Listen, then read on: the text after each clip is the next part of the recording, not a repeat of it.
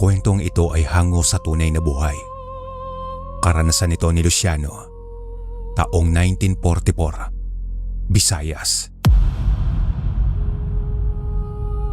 Ang kwentong ito ay nangyari pa noong panahon ng pananakop ng mga Hapon sa Pilipinas. Hindi man kapanipaniwala, bagamat totoong nangyari sa buhay ng nooy 26 anyos na si Luciano. Nasa laot ang binata ng mga panahong iyon at walang kaalam-alam na nakarating na sa kanilang bayan at karatig pook ang mga sundalong Hapon. Hindi pa siya nakakadaong. Kitang-kita na niya ang usok na nagmumula sa kabahayang malapit sa pantalan. Dinig na dinig niya rin ang mga putok ng baril at mga pasabog. Ang mga daing at sigaw ng mga tao ay malinaw niya ring naririnig. Ngunit kaysa ang lumayo, mas sinisip ni Luciano ang dalawang nakababatang kapatid na naiwan sa kanilang bahay, na alam niya naghihintay sa kanya. Subalit wala na siyang ibang inabutan doon, kundi ang natutupok nilang bahay. Mga katawan na nagkalat at nakabulagta sa buhanginan. Tapos mga hinagpis ng mga taong nawalan ng mahal sa buhay sa isang iglap lang. Hindi. Ang mga kapatid ko, nasa na sila? Diyos ko, huwag niyong pababayaan ng mga kapatid ko. Sila na lang ang mayroon ako. Akmang hahanapin na ni Luciano ang mga kapatid nang bigla na lang may matigas na bagay ang dumikit sa kanyang ulo. Hindi siya agad noon nakagalaw nang madiskubre niya ang mahabang baril na nakatutok sa kanya mula sa likuran. Hindi na siya nakapalagpa nang may mabilis na humampas sa kanyang batok, dahilan ng ikinawalan niya ng malay. Nagising na lamang siya kinalaunan dahil sa pag-alog sa kanyang sinasakyan. Dahil nakatakip ng sako ang kanyang ulo, wala siyang kamalay-malay kung saan siya gustong dalhin ng bumiyag sa kanya. Kaya doon na alarma si Luciano at pilit na pumalag.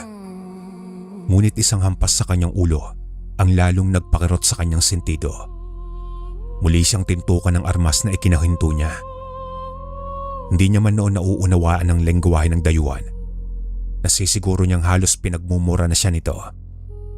Nang mga sandaling iyon, nasa mga kapatid pa rin niya ang kanyang isipan. Patuloy na umaasang buhay pa ang mga ito at ligtas na naghihintay pagbalik niya. Kahit alam niyang walang kasiguraduhan. Nagkaroon lamang siya ng pagkakataong mapagmasdan ang kanyang paligid dahil sa utos ng nagsisilbing leader ng mga ito na kasama niya sa bangka. Inutusan sila ng magsagwan nang maubusan ng langis ang motor ng bangka. Doon na diskubre ni Luciano na patungo sila ng isla at hindi siya nag-iisa. May ilang kalalakihan na alam niyang kapwa niya rin mangingisda ang nakagapos na naroon sa bangka. Nasa 7 silang lahat, habang ang mga dayuhan naman ay nasa 5 lamang. Gayunpaman, lahat ng mga dayuhan ay armado ng mahahabang baril na may patalim pa ang ilan sa mga dulo nito, na kung may isang magkamali sa kanila, tiyak na sa malalim na karagatan ang kanilang magiging huling hantungan. Ilang oras din silang nagsagwan ng mga bihag habang may nakatutok na armas sa kanilang mga ulo. Hanggang sa inabutan na sila ng paglubog ng araw bago nakadaong ng islang pinagdalan sa kanila. Ngunit hindi lamang doon nagtatapos ang kalbaryo nila Luciano. Magkakatuwang naman silang nagbuhat ng mabibigat na mga kahon nang makadaong na sila. Ang mga ito ay gawa sa kahoy at bakal. Hindi man noon naiintindihan ng binata kung bakit sila naroon. May hinala naman siya kung ano talaga ang nilalaman ng mga kahon. Kuya, sa tingin mo po, ano kayang laman ng mga kahon? Bakit ang bibigat? Saka may mga pala at panghukay rin silang dala.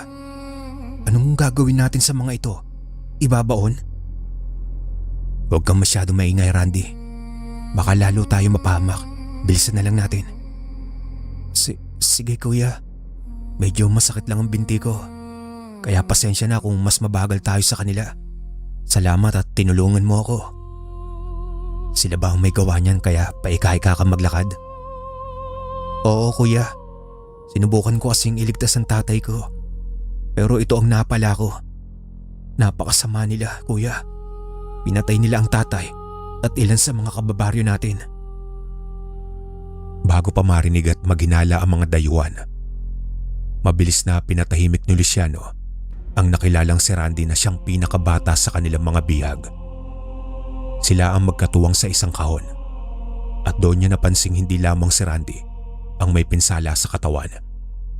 Dahil ang nauuna sa kanila matapos magtangkang tumakas noon ay nabugbog ng wala sa oras.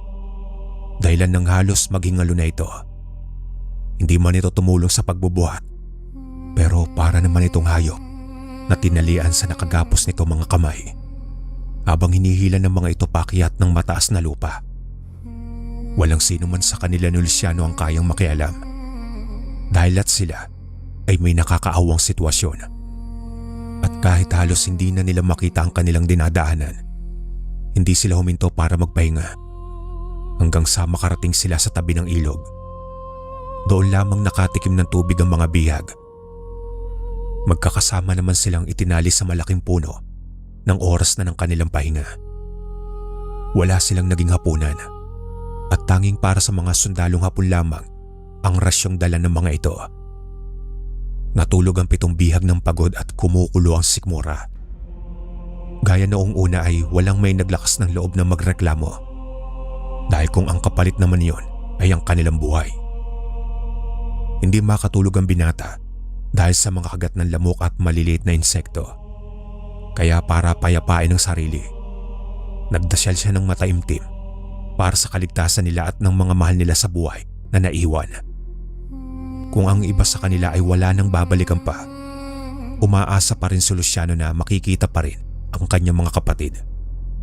Kaya kailangan niya magpakatatag ng mga oras na yon. Nagplano siya noon sa kanyang isipan kung paano matatakasan ng mga dayuhang bumiyag sa kanila. Kahit na ang islang pinagdalhan sa kanila ay alam niyang walang taong naninirahan doon. Ngunit iyon ay tanging akala niya lang dahil habang lumalalim ang gabi, may kakaibang nararamdaman si Luciano sa kanilang paligid na parabang may ibang nilalang na nagmamasid mula sa kadiliman. Tulog na ang 5 sa mga kasama niya habang ang isa sa kanila ay patuloy pa rin ang pag-inda ng tinamo nitong sugat at pasa sa katawan. Patuloy rin na pinakikiramdaman noon ni Luciano ang kanilang mga bantay na nakapalibot sa ginawa nilang apoy. Nadiskubre niyang salit-salita ng 4 sa pagbabantay sa kanila. Ibang klase rin sila. Akala mo naman makakatakas pa kami sa higpit ng pagkakagapos nila sa amin. Bulong ni Luciano sa kanyang sarili.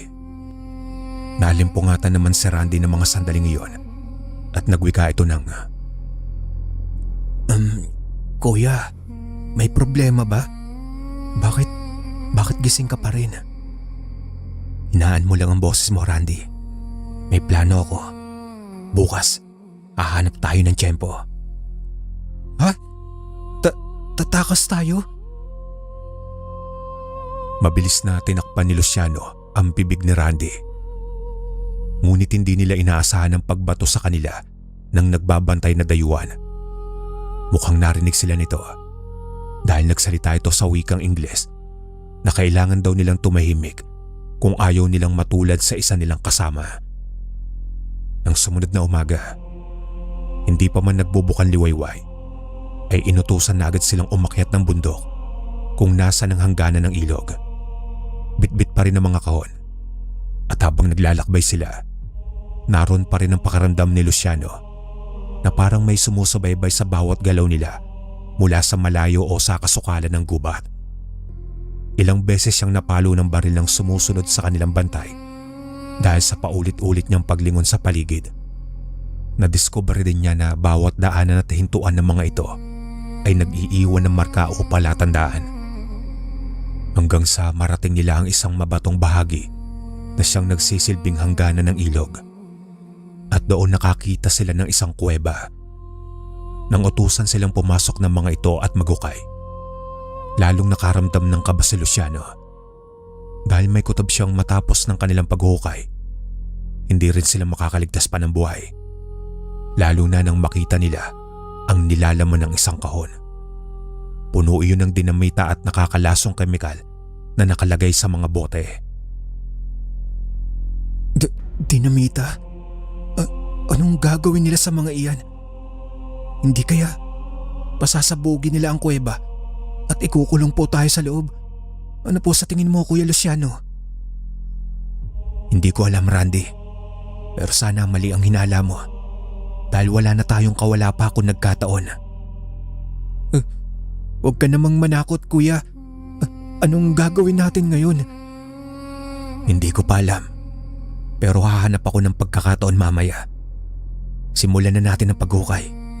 Ang mabuti pa, bagalan lang natin para isipin nilang nanghihina na tayo dahil wala tayong kain mula pa kahapon. Sige kuya, nanginginig na nga ang mga tuhod at braso ko eh. Mukhang hindi ko na rin kakayanin magtagal pa. Huwag kang panghinaan ng loob, Randy. Makakatakas rin tayo. Napahiling noon si Luciano na kung tunay nga ang hinala niyang may nagmamasid at sumusunod sa kanila mula sa malayo, sana'y makatulong ito para sila ay makatakas. Kahit na imposible ang kanyang kahilingan, sa huli ay nakaramdam din ng awa sa kanila ang mga dayuhan. Pinakain din sila ng mga ito ng kamoting iniyaw at isdang pinagtulungan nilang hulihin sa ilog. Hanggang sa hindi nila inaasahan na may mas mauuna pa sa kanya sa pagplanong tumakas. Dahil ang isa sa kanila ay bigla na lang tumalon ng ilog at sumabay sa agos ng tubig pababa ng bundok. Hinabol naman ito ng dalawa sa mga bantay at pinaputukan ng hawak nilang armas. Ngunit hindi na nila ito magawang tamaan. Nang malingat ang tatlong natitira sa mga dayuhan, sumunod ang isa pa sa mga bihag na tumakas. Subalit bago pa man ito makalayo, mabilis itong nasapol sa ulo ng hawak na baril ng kanilang leader. Sunod-sunod na umalingaw-ngaw ang putok ng baril na ikinalipad ng mga ibon na halos ikinahinto rin ng paghinga ni Luciano at ng iba pa niyang mga kasama. Dahil namatay ang isa nilang kasama, nang dilat pa ang mga mata sa isang iglap lang. At sa huli nahuli rin ang naunang tumakas. Bugbogan tinamo nito ng kaladkar nila ito pabalik. Takot namang nakatago sa likod ni Luciano si Randy. Lalo na nang iharap sa kanila ang nakaluhod at basang-basang si Mang Antonio. Ang matandang maskulado ang pangangatawan. Bagamat nakakaawa ang sitwasyon nito dahil may tama rin ito ng baril, kaya mabilis na nahuli ng dalawang humahabol dito. Kuya, anong gagawin nila kay Mang Antonio? Papatayin din ba nila ito kagaya ni Kuya Carding? Hindi ko alam, Randy. Pero mukhang wala na talaga tayong kawala pa kahit tangkain pa din nating tumakas. Mamamatay rin pala tayo. Ang inay at kapatid ko, hindi ko na pala sila makikita pa. Anong gagawin nila kay Mang Antonio? Hanggang sa nagulat na lang ang lahat ng mga natirang bihag na maglabas ng mahabang patalim o espada ang leader ng mga dayuhan. Matapos nitong magsalita sa wikang Ingles na tila babala. Wala ni isang nakagalaw at nakapagsalita sa kanila nang bigla na lang nitong tinagpas ng hawak nitong patalim ang leeg ni Mang Antonio. Habang ang kaawa-awang matanda ay nananatiling nakayuko nang nakaluhod sa harapan nila. Bumulwak ang napakaraming dugo at ang ulo ni Mang Antonio ay gumulong papunta sa paanan ni Lucio at Randy. Parang natuklaw ng ahas at namutla ang dalawa sa pagkasindak. Ang ilan sa kanila ay napatras at napasigaw dahil sa pagkabigla. Habang si Randy naman ay hindi napigilang maihi sa kanyang salawal dala ng takot. Pinukutan nila ng ulo si Mang Antonio. Hindi ko kayang makita, kuya. Ayos ka lang ba, Randy? Parang walang nangyari matapos ng ginawa ng mga ito sa matanda. Dahil inutusan pa sila magukay para ilibing ang dalawang napatay ng mga walangya. Kahit labag sa loob nila Luciano, wala naman silang nagawa kundi patuloy na sundin ang ipinag-uutos sa kanila. Kaya naman dahil sa nangyari, napornada ang pagbabaon ng mga kahon at muling lumipas ang gabi. Muli naman silang ginapos sa malaking puno at salit-salitang binantayan. Ngunit sa pagkakataong ngayon, Hindi inaasahan nila Luciano na magkakatotoo ang hiling niya. Dahil sa misteryosong nilalang na nagpakita sa kalaliman ng gabi. Ipipikit na lang sana niya ang kanyang mga mata nang hindi na kinaya pa ang antok. Ngunit sa hindi kalayuan, nakarinig siya ng sutsot at kaluskos sa mayabong na damuhan. Nang mapasulyap siya sa bandang yun, muntik pa siyang mapasigaw dahil sa kanyang nakita. At mabuti na lang ay mabilis niyang nakagat ang pang-ibaba niyang labi. Dahil mula sa masukal na gubat sa kalaliman ng dilim, kapansin-pansin ng dalawang naninilaw na mga mata na nakatingin sa direksyon ni Luciano. Nanayo ang kanyang mga balahibo nang mapansin ang pagkisap niyon. Kaya mabilis niyang ginising ang katabing si Randy gamit ang kanyang paa. Subalit hindi man lang ito natinag. Nang muli siyang mapasulyap sa bahaging iyon ng kasukalan, biglang nawala ang mga matang nakita niya. Namamalikmata lang ba ako? Paanong nawala na lang bigla? Nang mapasulyap siya sa akin naroroonan ng mga dayuhan, doon niya natagpuan ang naninilaw na mga mata. Nasa likuran na ito banda ng dalawang bantay na nakatulog sa malaking troso ng puno. Nahigit ni Luciano ang paghinga at sa isang iglap, hindi niya agad napansin kung paanong nakatulog ng tuluyan ng 5 dayuhan. Natulala siya ng ilang sandali noon at namalayan na lang niya ang paggalaw ng lubid na nakagapos sa kanyang katawan, na parang pinipilit putulin ang lubid sa pagkakatali nito. Nang mapasulyap siya sa kanyang tabi, halos manigas si Luciano sa kanyang nakita. Hindi rin napigilang malukot ang kanyang muka dahil sa naaamoy niyang nakakahilo at masangsang na amoy sa kanyang paligid. Ngunit higit na nakatawag pansin sa kanya ang nilalang na nakatayo sa kanyang tabi nang hindi niya namamalayan. Na magkatingin sila ng naninilaw nitong mga mata. Kapansin-pansin ang paglalakad nito ng paatras na mukhang nagulat nang malamang gising siya. Mukha rin itong kambing o aso na walang sungay, na may malalaking tenga na napapagalaw nito na parang kamay. Mayroon din itong mahaba at nakabaluktot na buntot na parang latigo. Mas mahaba ang huli ang paa kaysa sa harapan, kaya kakaiba ang lakad nito. Nakayuko ang ulo nito at nasa pagitan ng mga paa kapag naglalakad, hanggang sa umalis ito at nagtago sa dilim. Nakagalaw lang ulit si Luciano nang maramdaman niyang lumuwag ang pagkakatali ng lubid sa katawan niya. Pinutol niya ang tali ko? Bakit? Gusto niya ba akong tulungan? Anong nangyayari? Ano ang nilalang na yun? Ngunit bago pa siya mabaliw sa kaiisip, mabilis na kumawala sa pagkakatali ang binata. Akmang gigisingin niya ang katabing si Randy para sabay silang tumakas. Hindi na niya nagawa pa nang mapasulyap siya sa mga bantay na dayuhan. Mukha kasing magigising na ang ilan sa kanila. Nangako na lang siya sa sarili na muling babalikan ng mga kasama kung mabigyan siya ng pagkakataon. Gustuhin niya mang kunin ang armas ng isa sa mga bantay, pero alam niyang delikado ito. Kung kaya't kumaripas na lang siya ng takbo patungo sa direksyon ng ilog. At bago pa siya makatawid ng ilog, naramdaman na lamang niya ang mabigat na bagay na dubagan sa kanyang likod. Sa hindi malamang dahilan, matapos makaamoy ulit ng masangsang at nakakahilong amoy, tuluyan siyang nawalan ng malay. Nagising na lang si Luciano dahil sa ingay ng mga ibon ng sumunod na araw. Gising ka na rin, iyo. Kumain ka na muna. Ipinaganda kita ng almusal mo. Ha? Lolo? Sino ho pala kayo? At saan ako naroon ngayon? Paano ho ako nakapunta rito? Dinala ka rito ng alaga ko dahil sa utos ko. Huwag kang mag-alala. Ligtas ka rito at hindi masusundan ng mga taong iyon. Hala, paano na po pala ang mga kasama kong naiwan? Paano kung malaman nila ang pagtakas ko? Paano kung may gawin sila sa mga kasama ko? Sa bagay na iyan, wala na tayong magagawa pa, iho. Pero kung maaari kang makapagligtas ng isang buhay, maaari natin siyang balikan kung gugustuhin mo. Sa nalaman, saka lang nabuhay ng loob si Luciano. At doon niya nakilala noon si Tata Goryo na siyang may alagang sigbin na tumulong sa kanya. Hindi pa siya makapaniwala sa inamin ng matandang mukhang ermitanyo na dahil sa puti at mahaba nitong buhok, bigote at balbas, nalaman din niya na maliban sa pamangkin nito, wala nang iba pang naninirahan sa islang iyon. Nasa bahaging tuktok sila ng bundok kung saan nakatayo sa isang silong ang kubo ni Tata Goryo.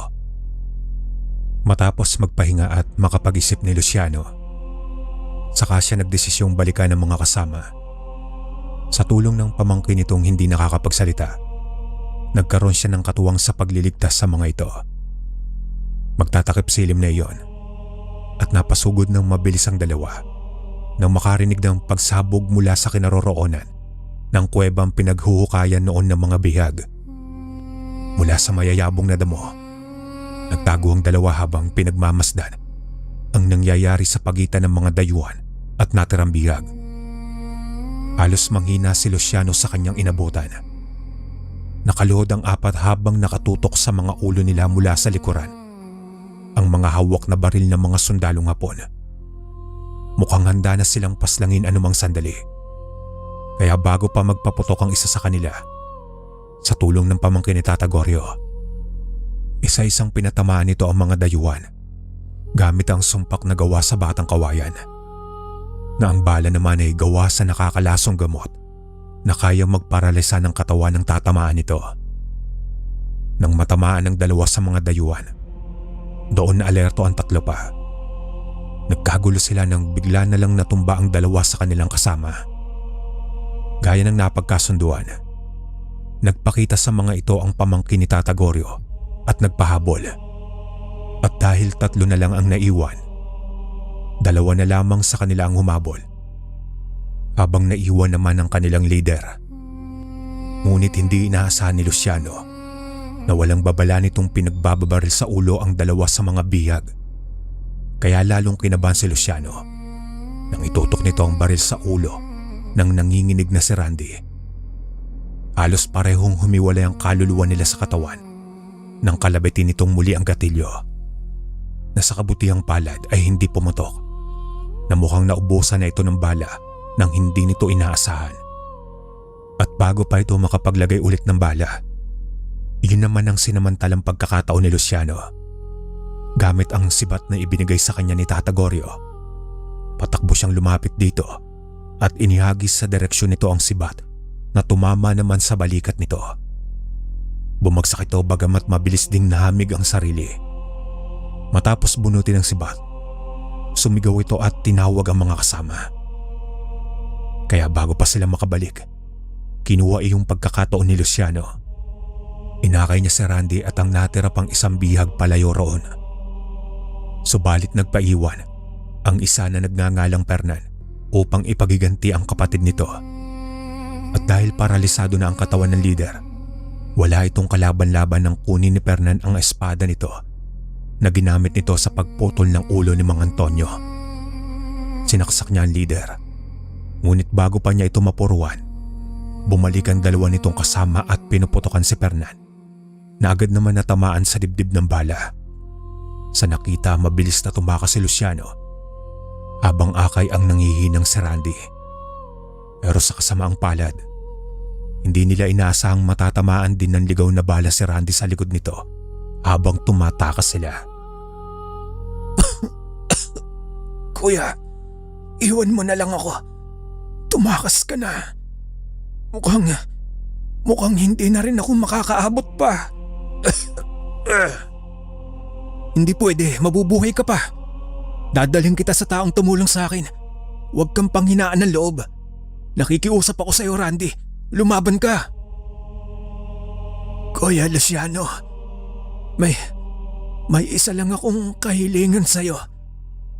Kunin mo itong litrato ng nanay at kapatid ko.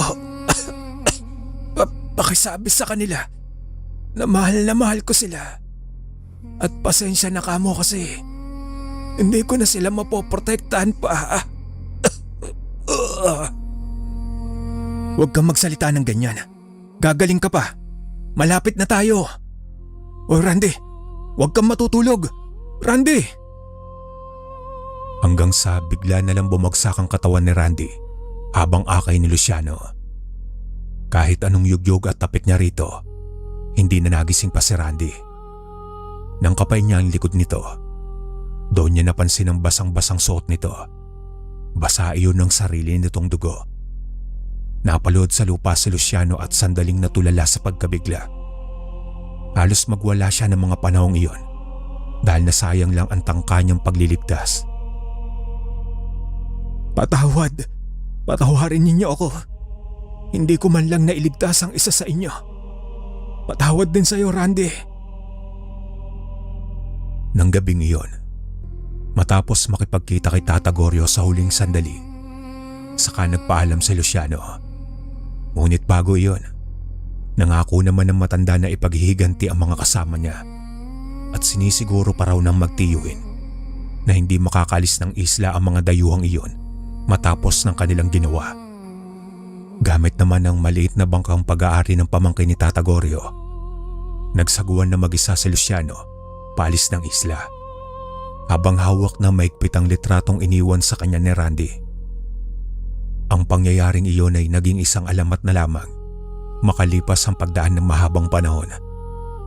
At ayon pa sa bali-balita na bukod sa mga pampasabog at kemikal, ang ibang laman ng kahon na inilibing nila ay naglalaman ng mga kayamanan na pagkalipas na mahabang panahon ay nakuha din ito ng mga tauhan ng gobyerno.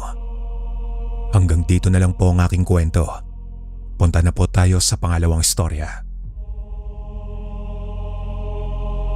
Ang kwentong ito ay hango sa tunay na buhay. Karanasan ito ni Noknok. Taong 1964, probinsya ng Capiz. Nais ko sanang ibahagi ang aking karanasan na hinding-hindi ko makakalimutan. Noong bata pa lamang ako. Pero bago muna ang lahat, pinalitan ko ang pangalan ko at ang ibang pangalan dito sa kwento.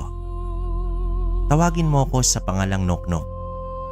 Nasa 72 na ako ngayon at kasalukuyan pa ring naninirahan dito sa probinsya ng Capiz. Ang karanasan kong ito ay nangyari taong 1964. 13 taon pa lamang ako noon. Naalala ko noong araw ay naghahanda sila nanay at tatay ng kanilang mga dadalhin sa bukid. Nagising naman ako dahil sa ingay. Bumangon ako sa katre at saka sinilip sina nanay at tatay sa labas. Dito kasalukuyan silang nag-aayos ng mga sako. Mag-aani kasi kami ng palay sa bukid ng araw na yon, kaya kinakailangan na maaga kami. Napansin ako ni tatay na gising na, kaya naman inutusan niya akong kumilos na tutungo na raw kami sa bukid. Halos 1 oras pa naman ang tagal ng lalakarin namin bago kami makarating sa aming malawak na palayan. Para hindi magalit sina nanay at tatay, ay mabilis akong naligo at nagbihis. Bitbit ko noon ang kamoting kahoy at saging nang sumunod ako sa likuran ng aking mga magulang.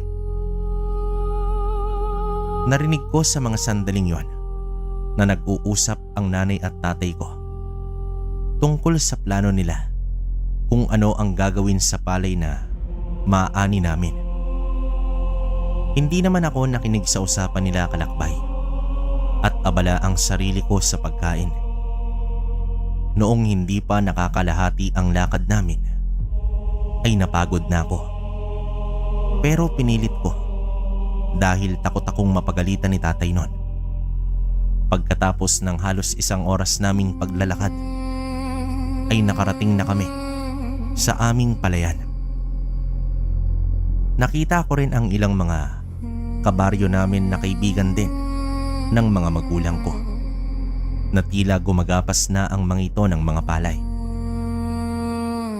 Iniwan naman ako nila nanay at tatay sa ilalim ng puno ng mangga kung saan naroon ang mga pagkain namin.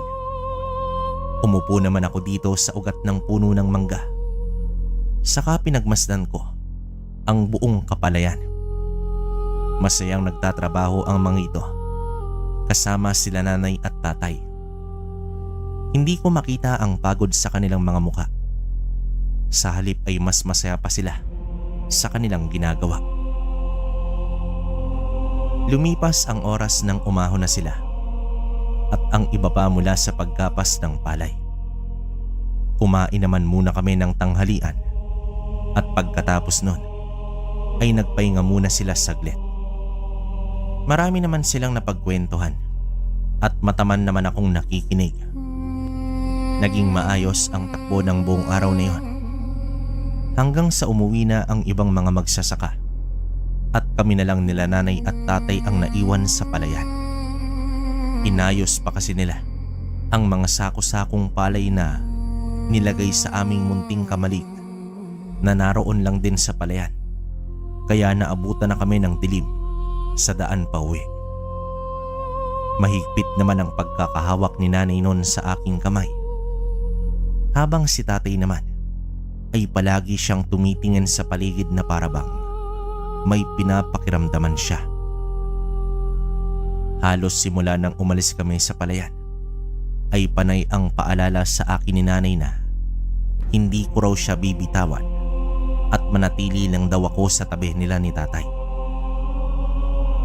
Alam ko sa mga sandaling yon, kalakbay, kung ano ang kinakatakutan nila. Iyon ay ang bali-balitang may aswang sa aming baryo. Kaya naman nauunawaan ko nun kung bakit ganon na lamang kinakabahan si nanay at tatay para sa kaligtasan ng gabing yon. Makalipas ang ilang sandali, nang makarating kami sa may kagubatan ay bigla na lamang kaming nakarinig ng kakaibang huni. Hindi ko naman mawari kung anong huni yon. Para yung isang baboy na umuungos at isang matinis na huni ng ibon. Dito nagpalinga-linga si tatay sa paligid at napansin kong napahawak siya sa puluhan ng kanyang itak. Naramdaman ko rin ang mas lalong paghigpit ng hawak ni nanay sa aking kamay. Mas bumilis ang aming paghakbang. Ngunit agad na natigilan si nanay nang makita namin ang isang nilalang nakakaiba. Isang napakalaking baboy na kulay itim ang nakaabang sa aming unahan. Ramdam ko naman ang panginginig ng buong katawan ni nanay. Maging ang kanyang palad ay tila nanlamig na. Umungol ang baboy na pagkalaki-laki. Nagbabaga ang kanyang mga mata habang nakatingin sa amin. Nakausli naman ang dalawa niyang pangil na matutulis. Umuusok ang kanyang hininga. Nay! Hinila naman ako bigla ni nanay at sinigawan niya si tatay na nakasunod lang din sa likuran namin. Pero nang lumingon ako sa aking likuran ay nakasunod ang malaking itim na baboy. Tila galit na galit ito habang nakatingin sa amin. Mabilis siyang tumakbo sa kabila ng kanyang laki. Sigaw ng sigaw si nanay para humingi ng tulong.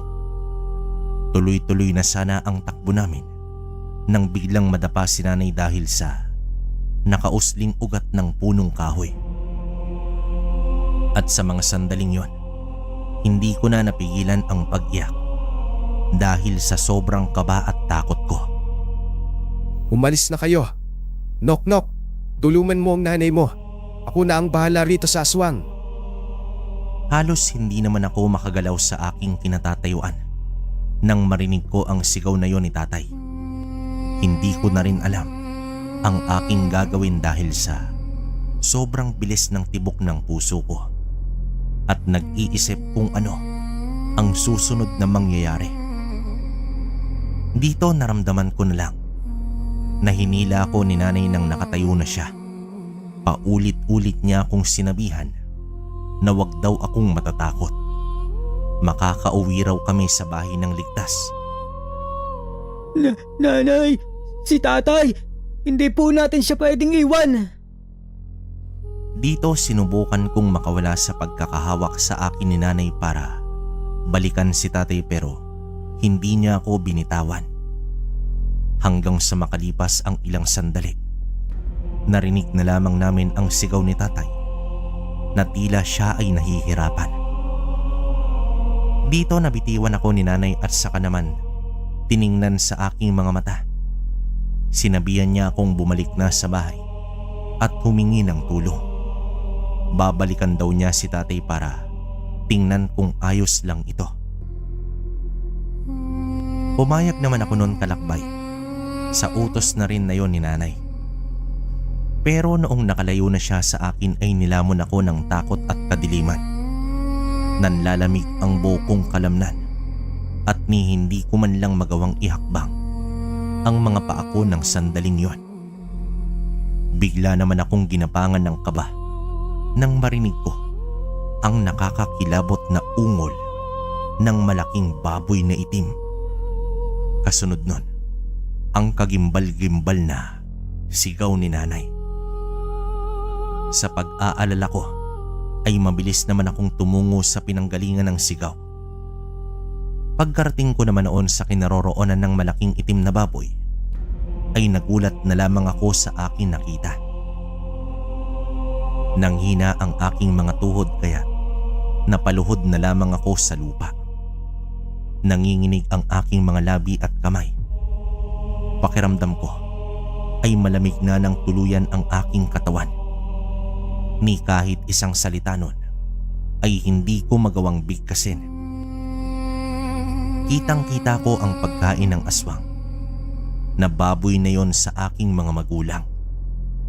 Wasak ang tiyan ni nanay habang si tatay naman dilat ang mga mata. Kinakain ng malaking itim na baboy ang kanilang kalamnan. Itay! Nanay! Hindi! Bakit? Bakit mo sila pinatay? Dito sinubukan kong tumayo para sugurin ang aswang nang hindi ko naman magawa dahil nanghihina na ako ng mga oras na yun. Para naman akong isang goma na nawalan ng lakas sa mga sandaling yon.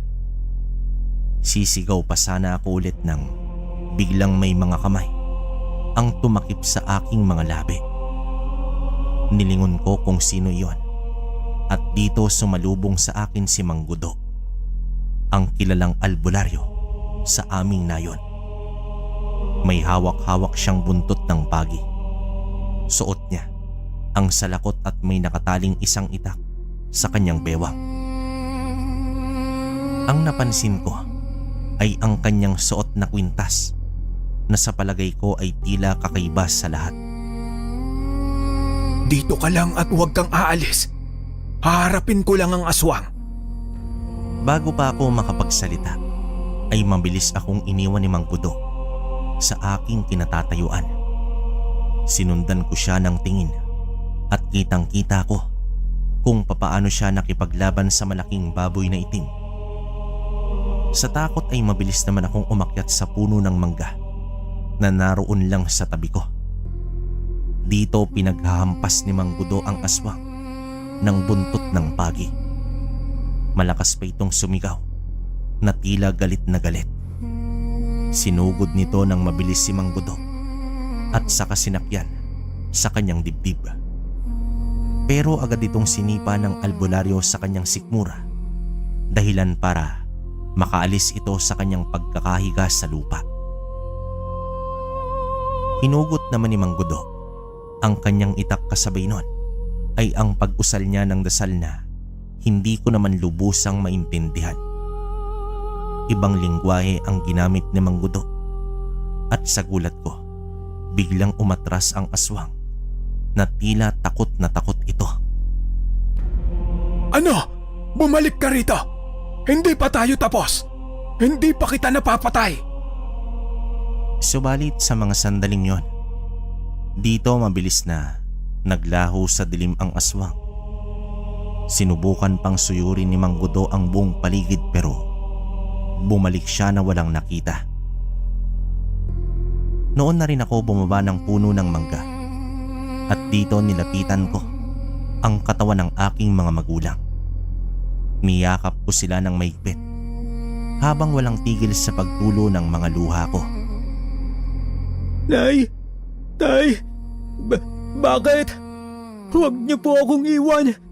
Parang awa niyo na, inay, tay. Halina po kayo. Oh. Bumangon na po kayo riyan. Uuwi na po tayo. Pero sa mga sandaling yon, kahit ano ang gawin ko, hindi na bumangon sina nanay at tatay. Hindi na rin sila humihinga. Nakadilat na lamang ang kanilang mga mata na nakatitig sa akin, na para bang nagmamakaawa at humihingi ng tulong. Halika na, iyo. Kailangan na nating umalis. Kung hindi ay baka palibutan o bumalik dito ang mga aswang at ang mga kasama niya. Kaya tumayo ka na riyan. Hindi po ako aalis. Kailangan kong gisingin si nanay at tatay. Uuwi pa kami. Kakain pa kami ng hapunan. Iligtas mo po sila. Parang awa mo na po, Mang Gudo.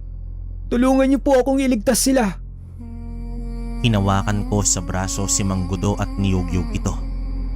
Sinubukan kong lumapit sa mga bangkay ng aking mga magulang, pero hinila ko ng matanda. Pinigilan niya ako sa kabila ng pagpupumiglas mula sa kanya sa kagustuhan na muling makalapit sa katawan ng aking mga magulang. Hindi mo na sila maibabalik pa, Noknok. Patay na sila. Pinatay sila ng aswang. Kaya sa oras na ito, kailangan na natin bumalik sa bahay mo o sa bahay ko. Kailangan na makaalis na tayo. Oras na bumalik ang aswang na yon. At baka ikaw o ako ang isunod niyang maging hapunan. Hindi po ako sasama sa'yo. Dito lang ako. Hindi ko iiwan si nanay at tatay. Ililigtas ko sila. Mabubuhay pa po silang dalawa. Kaya parang awa niyo na po. Tulungan niyo po ako, Mang Gudo. Wala ka nang magagawa pa, Noknok. Patay na sila. Kung ayaw mong masayang ang buhay nila dahil sa aswang na yon, sumama ka na sa akin. Ipaghihiganti natin ang pagkamatay nila. Hahanapin natin ang aswang na yon. Sinubukan kong makawala kay Mang Gudo, pero mas malakas siya kaysa sa akin. Kaya wala na akong nagawa pa ng pasanin niya ako, na parang isang sako ng bigas. Sigaw ako ng sigaw nun, kalakbay, at nagpupumilit na makawala sa kanya.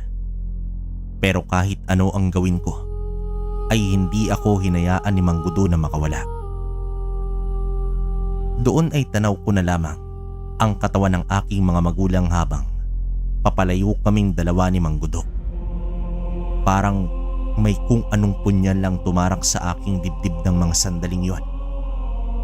Hagulgol ako ng iyak hanggang sa makatulog ako sa mga balikat ni Mang Gudo. Pagkagising ko naman nun, ay sumalubong sa akin ang isang hindi pamilyar na kwarto. Pagtingin ko sa paligid ay napagtanto ko na nasa sala ako at nakahiga sa pahabang upuan. Nakita ko naman agad dito si Mang Gudo sa kabilang dako at nakaluhod sa harap ng altar. May umuusok na insenso habang nagdadasal siya sa harap ng isang nakabukas na libro. Kumunot naman ang aking noo. Alam ko na isang albularyo si Mang Gudo, pero hindi ko akalain na ganoon pala ang kanyang ginagawa. Gising ka na pala, Noknok. Kamusta na ang pakiramdam mo? Ayos na ho ako, Mang Gudo. Tumayo naman ako noon mula sa pagkakahiga at saka pinilit na maging kalmado sa mga sandaling yon. Hanggang sa bigla ko na lamang maalala ang nangyari sa amin kanina. Bigla akong lumapit kay Mang Gudo at naluluhang kinausap ito. Mang Gudo, tulungan niyo po akong balikan si nanay at tatay. Balikan po natin sila. Baka maliligtas niyo pa po sila. Pasensya na, iyo. Pero wala na akong magagawa sa mga magulang mo. Pinatay na talaga sila ng aswang. Wala ka ng ibang magagawa kundi tanggapin ang nangyari. Magpalakas ka. Huwag kang mag-alala at ako ang hahanap sa aswang na yon. Pagbabayarin ko siya sa ginawa niya sa mga magulang mo. Dito napailing naman ako at nang hihinang napaupo sa may bangko. Kuyom ang aking mga kamay at itinatak ko sa aking isipan ng mga sandaling yon na paghihiganti ko ang pagkamatay ng aking mga magulang. Nasa malalim ako ng pag-iisip nang bigyan ako ng pagkain ni Mang Gudo. Pinakain niya ako. Noong una ay tinanggihan ko siya pero kalaunan ay napapayag na rin niya akong kumain. Sa kalagitnaan ng pagkain namin ay bigla na lamang kaming nakarinig ng malakas na kalabog sa may bubungan. Natigilan si Mang Gudo at saka ito napatingin sa akin. Dito ka lang, iyo. Titignan ko kung ano ang nasa labas. Kumuha ka ng bawang sa kaasin at manatili ka lang dito sa loob. Tumango naman ako sa bilin na yon ni Mang Gudo. Kita ko kung papaano niya kinuha ang kanyang itak saka isinuot ang isang kwintas. Noong lumabas si Mang Gudo, ay kumuha naman ako ng asin at bawang. Nagmanman ako sa paligid.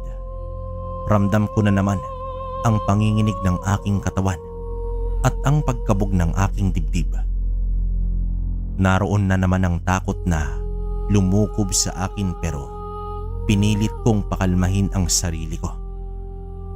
Alam ko na hindi hahayaan ni Mang Gudo na magtagumpay ang masamang nilalang na yon.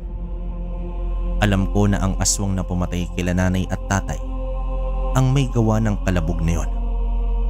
Sigurado na sinundan niya talaga kami ni Mang Gudo para paslangin din gaya ng aking mga magulang. Narinig ko na lamang ang sigaw ni Mang Gudo at ang mga kalabog sa labas. Nanatili naman akong nakaupo sa may upuan at dito taimtim na nagdadasal. Panalangin ko noon na sana ay magtagumpay si Mang Gudo na paslangin ang aswang o kaya ang mapaalis ito. Makalipas ang ilang sandali ay biglang tumahimik ang paligid. Mas lalo naman akong nabingi sa katahimikan. Pinagpawisan ako noon ng malagkit at nag-aalala para kay Mang Gudo. Pero napahinga ako nang bigla naman siyang pumasok sa bahay. Napatayo ako at agad na lumapit sa kanya para siya ay alalayan. Habol niya noon ang kanyang hininga at may ilang galos siyang nakuha mula sa kalaban. Ang ilan doon ay parang mga kalmot ng isang matalim na mga kuko. Tinanong ko siya agad kung saan nakalagay ang kanyang gamot. Noong makita ko ay nilagyan ko ng gamot ang kanyang sugat. Hindi ko siya napaslang. Masyado siyang mailap. Alam niya ang ginagawa niya. Siya siguro ang malakas na aswang na bali-balita sa ating nayon. Kaya mag-iingat ka, Nok-Nok. Huwag kang lalabas ng gabi kapag wala ako sa bahay. Nauunawaan ko po, Mang Gudo. Pero hinihiling ko na sana ay tulungan niyo po akong maipagiganti ang mga magulang ko. Gusto ko pong matuto sa pakikipaglaban at maging isang albularyo na tulad mo. Ano? Sa edad mong yan, masyado ka pang bata, Nok-Nok, para sa pakikipaglaban at maging albularyo na tulad ko. Kung ako sa'yo, mag-aral ka na lang, iho. Hindi yung kung ano-ano ang iniisip mo. Hindi ganun kadali ang sinasabi mo. Seryoso po ako, Mang Gudo, sa sinasabi ko. Ayaw kong mapunta sa wala ang pagkamatay ni nanay at tatay. Huwag kang mag-alala, iho. Ako na ang bahala tungkol sa paghihiganti sa mga magulang mo. Huwag ka nang dumagdag pa. Bata ka pa. Wala ka pang alam sa mga bagay-bagay. Eh di tulungan niyo ho ako. Turuan niyo po ako kung paano makipaglaban sa mga aswang at kung paano po kayo manggamot. Gusto ko ako ang papatay sa aswang na yun. Matulog ka na nga lang, iho. Kulang lang yan sa tulog. Ako na ang bahala sa aswang na yon. Wala na akong nagawa nun kundi ang itigil na ang pagpupumilit kay Mang Gudo dahil alam ko sa sarili ko sa mga sandaling yun na sarado ang isip niya sa pagtulong sa akin. Lumipas ang mga araw at palagi akong sumasama kay Mang Gudo sa kanyang panggagamot. Nalaman ko na may mutya siyang daladala na siyang tumutulong sa kanya para mawala ang mga karamdaman ng mga tao. Nalaman ko rin na may isa siyang anting-anting na may kakayahang magturo kung sino at kung nasaan ang aswang. May kakayahan din itong protektahan siya laban sa mga masasamang loob. Simula noon ay nagkaroon na ako ng interes sa mga anting-anting ni Mang Gudo. Madalas na akong nagtatanong sa kanya kung papaano siya nagkaroon ng klase na makapangyarihang kwintas. Tinatanong ko rin siya kung saan niya ito nakukuha. Napansin niya rin ang madalas kong pagsunod sa kanya sa pag-iinsayo at ang palagi kong pagtulong sa kanya sa paggamot. Hindi naman ako pinagbawalan ni Mang Gudo. Sa halip ay natutuwa siya sa akin dahil daw sa bata kong edad ay meron na akong kagustuhang tumulong sa ibang tao at ang interes sa pakikipaglaban sa mga masasamang tao. Pero hindi madali ang lahat, Noknok. Kung akala mo madali ang makipaglaban sa mga aswang, nagkakamali ka. Kinakailangan mo ng anting-anting para hindi ka nila matalo-talo. Ito ang kinakatakutan nila sa lahat, kaya dapat magkaroon ka nito.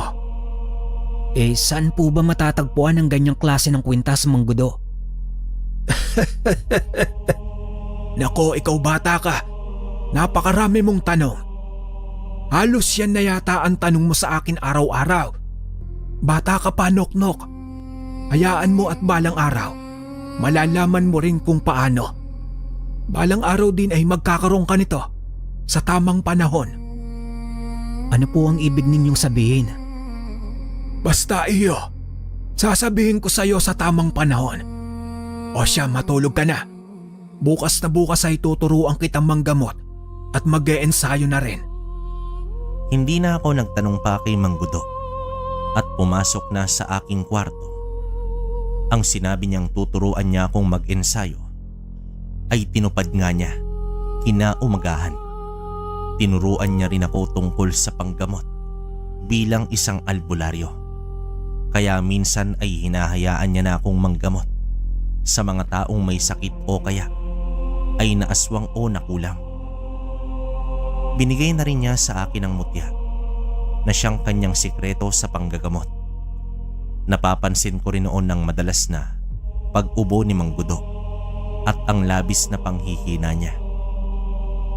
Hindi lang ako sa kanya nagtatanong dahil ayoko namang isipin niya na nakikialam ako. Pero alam ko sa sarili ko na may mali na sa mga kinikilos ng matanda. Isang gabi nun ay tinawag naman ako ni Mang Gudo sa kanyang kwarto. Sa labis na kaba at pag-aalala ay agad naman akong sumunod sa kanya. Pagpasok ko noon sa kanyang kwarto, sa unang pagkakataon ay napagmasdan ko kung ano ang naroroon. Isang katre ang naroon at isang altar na may santo. Sa gitna naman ng kanyang kama, nakalagay ang isang maliit na mesa. May mga nakapatong roon na anting-anting at 2 mutya. Maupo ka, iho. May sasabihin ako at ibibigay sa'yo. Bakit po, Manong? Ano ho ba ang sasabihin at ibibigay niyo sa akin? Sa halip na sagutin ako ni Mang Gudo, ay tumayo siya mula sa kanyang pagkakaupo at tumungo sa mesa kung nasaan ang kanyang mga anting-anting at mutya. Dito kinuha niya ang isa sa anting-anting at isa sa kanyang mutya.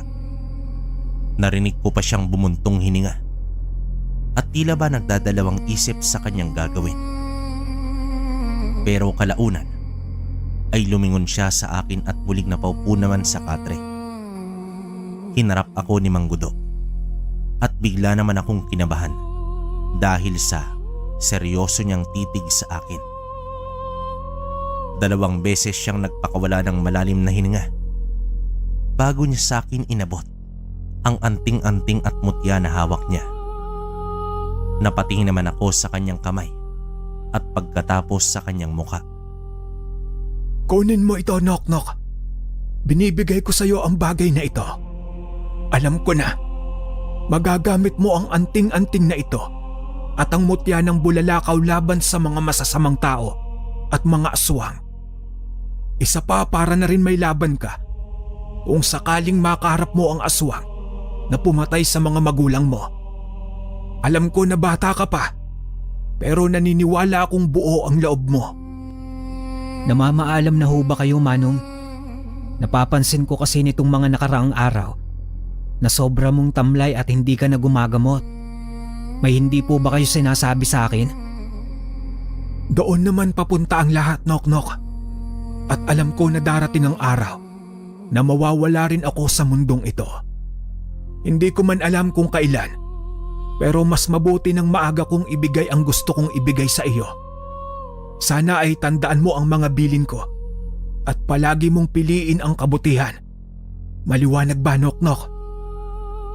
Tumango naman ako kay Mang Gudo at naiiyak na niyakap siya ng mahigpit. Hindi ko alam kung ano ang dahilan kung bakit at kung ano ang nais niyang iparating. Gustong gusto ko siyang tanungin pero alam ko na hindi naman niya ako sasagutin. Kaya hinanda ko na lamang ang aking sarili sa mga panahong yon kung ano ang susunod na mangyayari. Gumamot pa kami ni Mang Gudo sa ilang mga tao na naingkanto o kaya naman ay inaswang. Hinanap din naming 2 ang aswang na pumatay sa mga magulang ko pero palagi kaming bigo. Isang gabi ay napansin ko na naghahanda si Mang Gudo ng kanyang mga gamit. Sinuot niya ang kanyang salakot at ang itak sa kanyang bewang. Iniwan ko ang pag-aayos ng mga kamoting kahoy sa basket at lumapit sa kanya. Napansin ko noon na hindi niya suot ang kanyang anting-anting. Manong, may lakad po ba tayo? Bakit hindi mo po ako sinabihan? Dito ka lang, iyo, may pupuntahan lang ako. Huwag kang mag-alala. Babalik din ako kaagad. Dalhin mo po ang anting-anting niyo, Manong. Nakalimutan mo po bang isuot? Hindi na, iyo. Wala naman akong kalaban sa pupuntahan ko. Kaya ayos lang.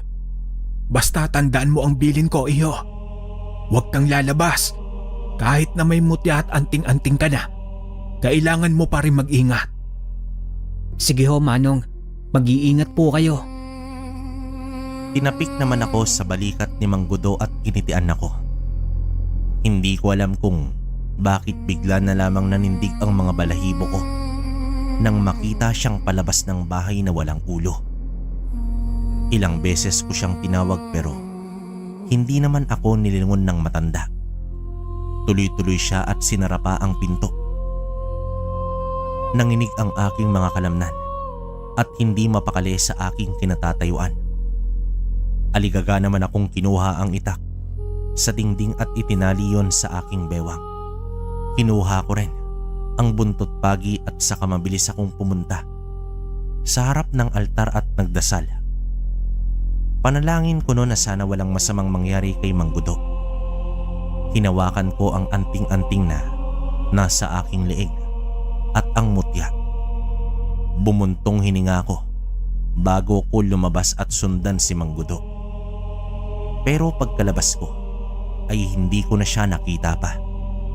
Ilang beses ko siyang tinawag at nilibot na ang buong kagubatan pero hindi ko siya nakita. Tinahak ko naman ang daan papunta sa kabilang baryo. May narinig naman akong mumunting kaluskos sa paligid pero hindi ako doon nagpadala. Buo ang loob ko na hindi ako pababayaan ng Diyos at ng proteksyon na binigay sa akin ni Mang Gudo. Mahigpit ang pagkakahawak ng maliit kong kamay sa sulunoon na aking dala. Luminga-linga pa ako sa paligid at nagbabaka sakali na makita si Mang Gudo pero hindi ko na siya nakita pa. Naisip ko naman na huminto at magpahinga. Nang makalipas ang ilang sandali, ay narinig ko ang isang sigaw na nagmumula sa kabilang gubat. Ang boses na yon ay pagmamay-ari ni Mang Gudo. Mabilis akong tumayo, saka tinakbo ang pinanggalingan ng boses. Ngunit pagkarating ko sa gubat na yon, ay natigilan ako sa aking nakita. Nakalutang si Mang Gudo sa ere habang sakal-sakal siya ng isang aswang. Bitiwan mo siya! Bitiwan mo si Mang Gudo! Unti-unting lumingon sa akin ang aswang na yon. Nagbabaga ang mga mata nito habang nanlilisik. Matalas ang kanyang mga ngipin nang ngumiti siya. Nababalot ng balahibo ang kanyang buong katawan at tila magulong-magulo ang kanyang buhok. May buntot din ito. Kung ikukumpara ko ay para siyang isang taong aso. Binitawan niya si Mang Gudo, saka mabilis na sinakyan sa dibdib. Para naman akong nabato sa aking kinatatayuan nang bigla na lamang niyang ibaon ang kanyang mahabang kuko sa dibdib ng albularyo. Hindi! Mang Gudo! Tinakbo ko ang kinaroroonan nilang dalawa at mabilis kong sinipa ang aswang. Dahil sa tulong ng mutya ng bulalakaw ay malakas ang pagkakasipa ko sa kanya. Gulat na gulat ang aswang na napatitig sa akin. Napatingin siya sa aking suot na anting-anting at mutya ng bulalakaw. Nababasa ko sa mapupula niyang mga mata ang takot at kaba na nakatitig sa akin. Kinuha ko naman ang itak na nasa aking bewang. Galit na galit akong sinugod siya. Pero dito mabilis siyang nagpalit ng anyo sa isang malaking itim na baboy. Tumakbo siya sa pinakamadilim na parte ng gubat. Hahabulin ko pa sana siya nang marinig ko ang ungol ni Mang Gudo. Nilingon ko siya at agad na lumuhod. Inangat ko ang kanyang ulo at hindi ko napigilan ang pagtulo ng aking mga luha. Umubo ng dugo si Mang Gudo at alam ko na sa mga sandaling yon na hindi na siya magtatagal pa. Hanggang doon na lamang siya. Ang biling ko sa iyo, iho. Ipagpatuloy mo ang paggamot sa mga nangangailangan ng tulong. Ikaw ang batang albularyo at alam kong kayang-kaya mo. Ipangako mo sa akin na palagi mong piliin ang kabutihan. Mag-iingat ka. Nok-nok. Huwag mo kong iwan, Manong. Kailangan kita. Ipaghihiganti pa natin ang pagkamatay ng mga magulang ko sa aswang na yon at sa ginawa niyong to sa'yo. Hindi ka po pwedeng mamatay. Ngumiti sa akin itong si Mang Gudo hanggang sa unti-unti na siyang pumikit. Umiling na lamang ako at sinubukan kong yugyugin ang kanyang katawan para siya ay gisingin. Pero kahit anong pagpukaw ko sa kanya ay hindi na siya nagising pa. Magbabayad ang aswang na yon, Manong. Hahanapin ko siya at papatayin.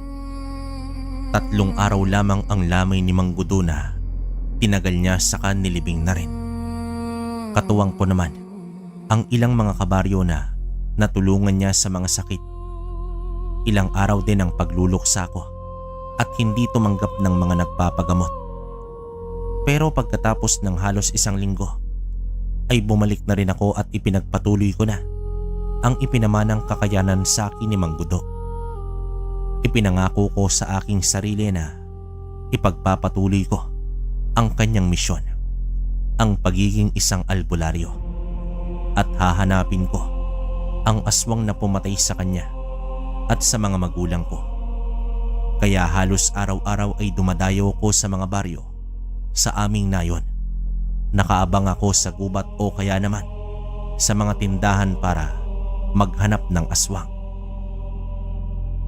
Hanggang isang araw, nakatambay ako sa isang abandonadong kubo nang mapadaan ang isang lalaki, kilala bilang si Kultak.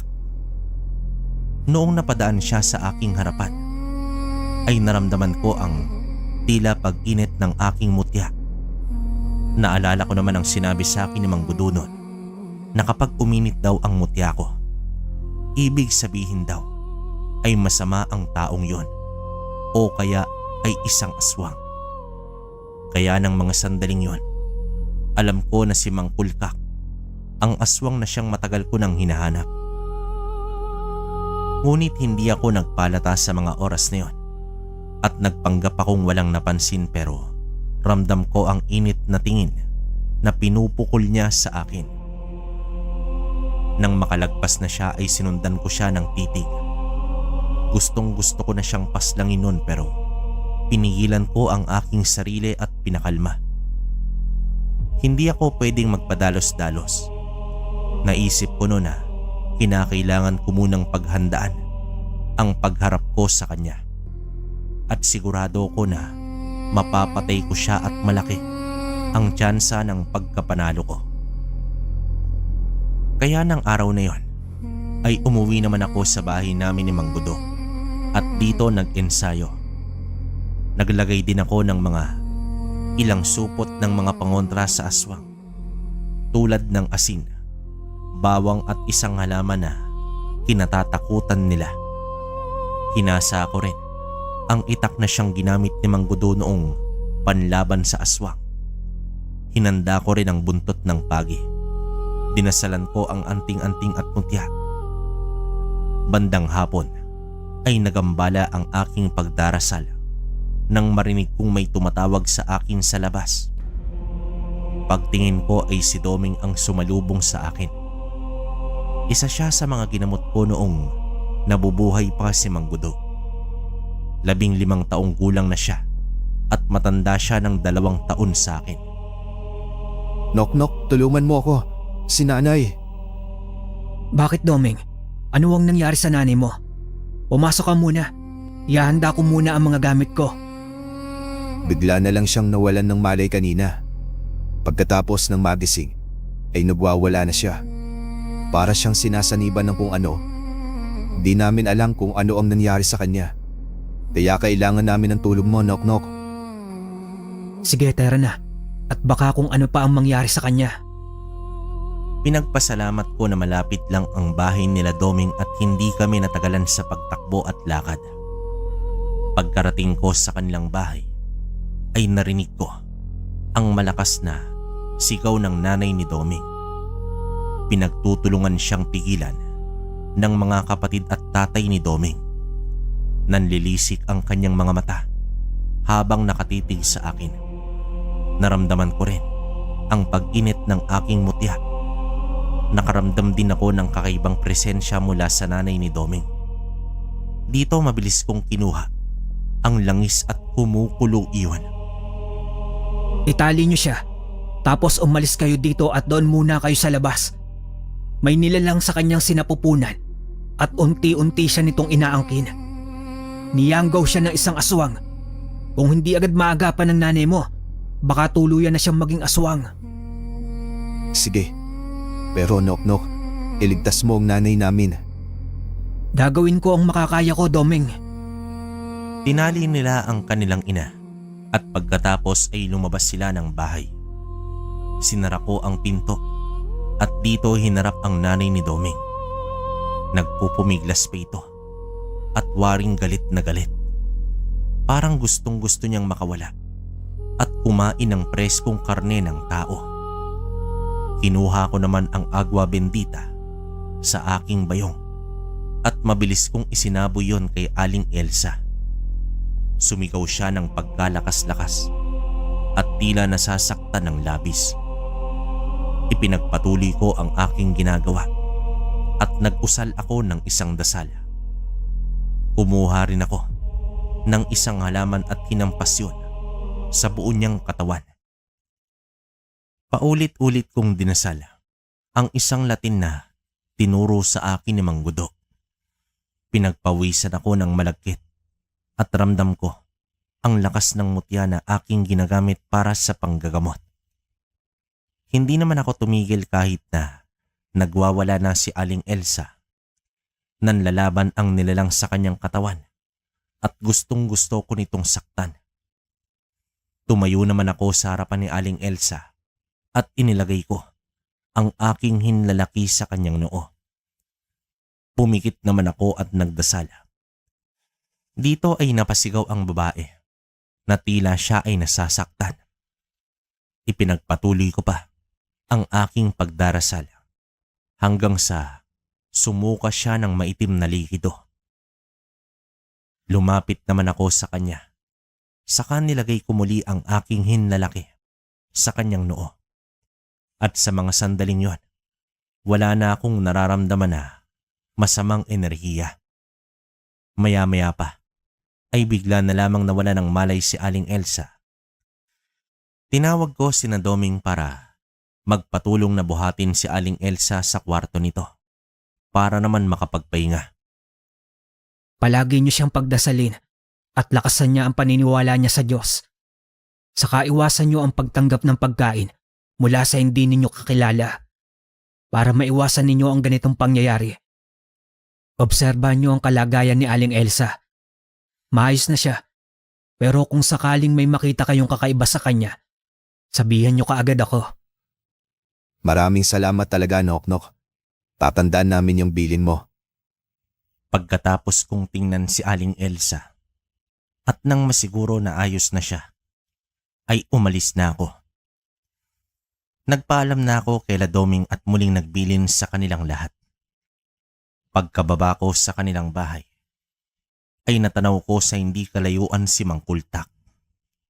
Nagkukubli siya sa isang puno ng nara at nakasilip roon. Nagtagpo naman ang aming paningin na dalawa. Ngumiti siya sa akin bago tumalikod at naglakad papalayo. Naramdaman ko muli ang pag-init ng aking mutya. Malakas ang kutob ko na siya ang nangyanggaw kay Aling Elsa at siya ang nagkakalat ng kasamaan sa aming nayon. Agad naman akong umuwi ng bahay ng hapong yon at inihanda ko ang mga gamit na hinanda ko na kanina.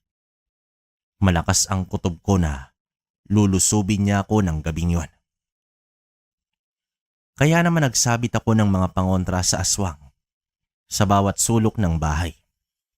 Dinasalan ko palalo ang aking mutya upang mas malakas. Pagsapit ng kadiliman ay hindi na ako mapakali. Bawat kaluskos na aking naririnig sa labas ay nagiging handa ako. Panay din ang silip ko sa labas para pagmasdan ang buong paligid. Bilog na bilog ang buwan at napakaliwanag nito. Sinabi naman sa akin ni Mang Gudo na nagiging malakas daw ang mga aswang kapag kabilugan ng buwan. Kaya naman hindi ko maiwasan ang kabahan ng mga sandaling yon. Pero pinakalma ko ang aking sarili at pinanatiling buo ang aking loob. Makalipas ang ilang sandali, ay narinig ko ang malalakas na kalabog sa ibabaw ng bubong ng bahay. Hinawakan ko ang puluhan ng itak, saka binunot yon. Sunod kong narinig ay ang alulong ng isang aso at ang huni ng baboy. Parang umiikot-ikot ang mga ito sa labas ng bahay. Kumakaluskos din, nawari bang tinatakot nila ako. Alam ko naman na bata pa ako noon at madaling matakot at matalo. Pero sa mga panahong yon, buo na ang loob ko. Tinuruan ako ni Mang Gudo kung papaano makipaglaban at buuin ang loob oras na makipaglaban ako sa mga aswang. Isa pa, malaki ang tiwala ko sa mutya na binigay niya sa akin. Kaya konting kabalang ang aking naramdaman para sa aking kaligtasan ng gabing yon. Buong tapang naman akong lumabas ng bahay at dito tumungo sa malawak na bakuran. Maliwanag ang liwanag ng buwan kaya kitang-kita ko ang buong paligid. Naramdaman kong may nakatingin sa akin mula sa likuran. Kaya nang lumingon ako, ay hindi ako nagkamali. Naroon si Mang Kultak at ang isang lalaki na mukhang anak niya. Nakangiti sila sa akin habang nakatitig ng masama. Ang bata-bata mo pa, pero ang tapang mo na kung umasta. Ikaw ba ang pinagmamalaki sa akin ni Gudo? Napapatay sa akin? Mukha yata nauntog ang ulo nun. Ano ang pinagyayabang mo ang anting-anting at mutya mong suot? Huwag mong iinsultuhin si Mang Gudo. Magbabayad ka sa pagpatay sa mga magulang ko at sa kanya. Talaga ba? Sa liit mong yan? Sa tingin mo matatalo mo kami ng anak ko? Wala sa edad o sa liit ang kakayahan. Mang Kultak, kung alam ko lang na ikaw pala ang aswang na nagkakalat ng lagim sa nayo natin, sana noon pa ay naturuan ka na ng leksyon ni Mang Gudo. Ang galing mo rin magtago. Ganon talaga, Noknok. Hindi naman kami magpapahuli. Tama na ang satsat. Dahil alam mo ang sikreto namin, ay dapat ka nang patahimikin. Subukan mo, Mang Kultak. Dahil gusto ko na rin kayong dalawa ng anak mo na pagbayarin sa mga kasamaang nagawa ninyo. Tumawa ng malakas si Mang Kultak at ang anak niya. Tumingala sila sa buwan at kitang-kita ng mga mata ko kung papaano sila nagpalit ng anyo. Naging isang taong aso silang dalawa. Umalulong silang dalawa at wari bang natutuwa sa mga sandaling yon. Inaamin ko na gumapang ang kaba sa aking dibdib ng mga oras na yon at nakaramdam ng takot para sa aking kaligtasan. Pero agad kong winaglit yon sa aking isip at mas naniniwala ako na hindi ako pababayaan ng Diyos. Alam ko na hindi niya hahayaan na manalo ang kasamaan. Hinanda ko ang aking sarili nang magsimula ng umatake ang dalawang aswang. Dito ay mabilis silang tumakbo. Mataas din ang kanilang paglundag. Naanimoy sinusundan lamang nila ang hangin. Napalunok ako ng ilang beses pero hindi ako nagpatalo roon. Inatake ako ni Mang Kultak. Sinakyan niya ako sa aking likuran. Pero mabilis din siyang umalis na waribang. Nasunog ang kanyang mga palad sa paghawak sa akin. Inis naman siyang napasuntok sa lupa habang nakatitig sa akin. Ngumiti ako ng malapad nang mapagtanto kong pinoprotektahan ako ng mutya ng bulalakaw. Wala na kayong takas, Mang Kultak. Ngayong gabi na to, matatapos ang paggawa nyo ng kasamaan. Hindi ako papayag na muli kayong magasig ng lagim sa buong nayon at sa ibang lugar. Sa pagkakataong iyon, ako naman ang sumugod sa kanilang dalawa. Mabilis silang kumilos at hindi ko sila maabot sa mga sandaling iyon. Huminto naman ako, saka pinikit ang aking mga mata. Nanalangin ako at humingi ng tulong sa aking mutya ng bulalakaw.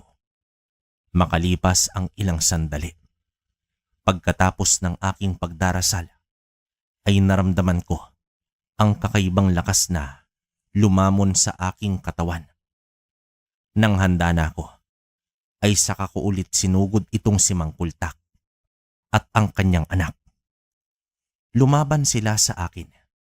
Pinagtulungan nila akong dalawa.